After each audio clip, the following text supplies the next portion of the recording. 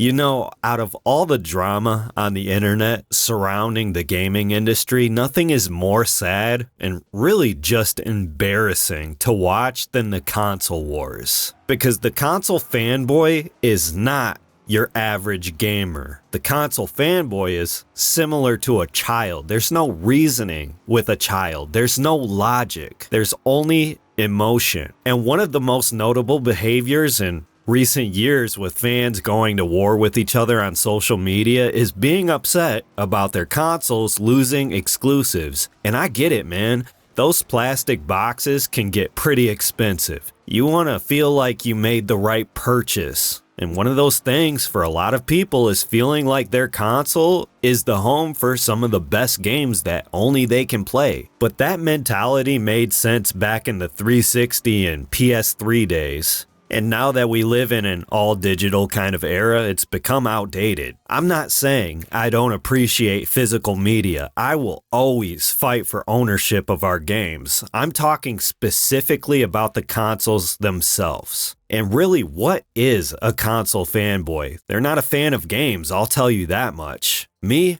I'm a fan of games. I like certain franchises, certain video game characters. I could care less where I'm playing my games. And it's okay to have a preferred platform. If you only like Switch or you only like PlayStation, I'm not calling you a fanboy. You know the people I'm talking about, the people on social media who see their company no longer pandering to them, seeing Xbox and Sony going third party and raging about it. You'll hear certain Xbox fans saying that Xbox is going the way of Sega, and you'll have PlayStation fans in denial about Sony being third party because for some reason PC doesn't count as a platform. This is aside from the fact that we've already seen PlayStation games go to Xbox as well as the Nintendo Switch on top of PC. They just can't accept reality. And neither can Xbox fans. They think that their games going multi-platform is somehow bad for Xbox, despite the fact that they've been doing this for the past decade now. And yes, Nintendo is pretty much the only platform that has exclusives in this war. I kind of look at them as the pygmy from Dark Souls,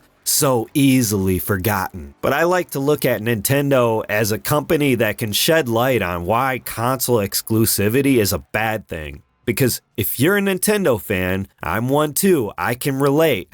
I love Nintendo games, I love Mario, I love Zelda, I love Metroid, but I do not like Nintendo. One thing that Nintendo fans know all too well is that whenever there's a new console, you can almost guarantee that those games will get stuck on the console before that one. We've seen this pretty much happen with every single console. We've seen it with all the handhelds like the 3DS shop getting shut down. We've seen it with the GameCube, we've seen it with the Wii and the Wii U. And it's a bitter feeling getting a remaster that's been barely touched up and sold back to us. And I'm not even saying make every console compatible with each other. I know I can't put a GameCube disc in my Switch, but at least have the software available on the storefront, maybe at a discounted price. Kind of like we had with the Wii and Wii U. It's just ridiculous. Hopefully the Nintendo Switch 2 can fix this problem because a lot of people like me inside of that ecosystem built a large digital library. And it would really suck to not be able to bring all of our games over to the new console. That's why the end of the Switch 2 reveal gave us all PTSD. This is what console exclusivity does, people. It hurts games preservation. And when you're a console diehard, not only are you a corporate meat rider,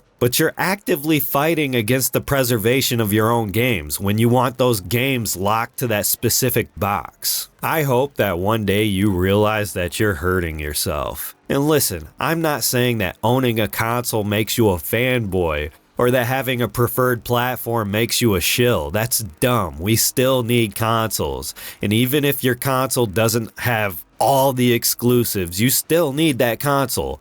I've heard a lot of people from both the PlayStation and Xbox side talking about, well, if all my games are going to PlayStation, then screw Xbox, I'm getting a PlayStation 6. Or, oh, if all my games are going to PC, I'm just gonna get a PC next generation instead of a PlayStation 6. And tell me, how does that logic make any sense at all? You're telling me that you're gonna abandon PlayStation and go support the platform that you're actively against? Like, how stupid is that? We all know you're not going to abandon your console for another one or for PC. I know you won't do that because during the last generation, the Xbox One and the PlayStation 4, that's where everybody built their digital libraries.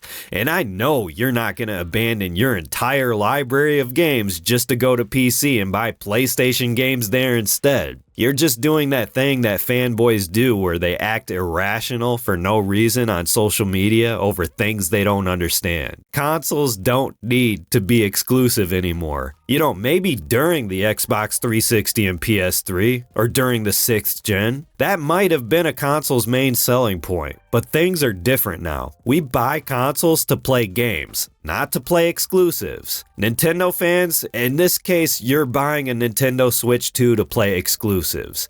The Nintendo gamer is a different type of gamer. And in my case, the only way I've been able to have any form of backwards compatibility is through emulation. Also, I hear people make the argument that if Nintendo Switch is exclusive, there's no reason Sony and Xbox can't be. Well, look, the reason Nintendo is different is because their games sell like crazy.